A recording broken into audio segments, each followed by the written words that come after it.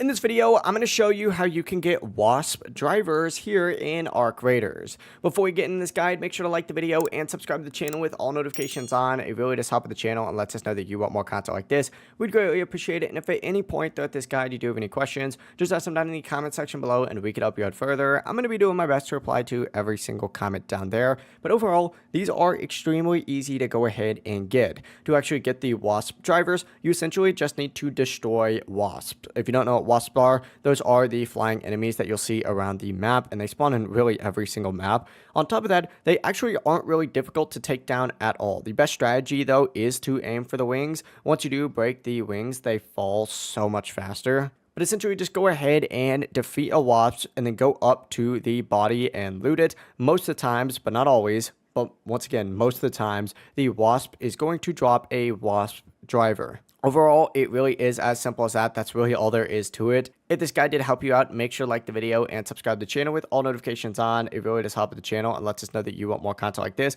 We'd greatly appreciate it. And if at any point throughout this guide you do have any questions, ask them down in the comment section below and we can help you out further. I'm going to be doing my best to reply to every single comment down there. Have a great rest of your day, though.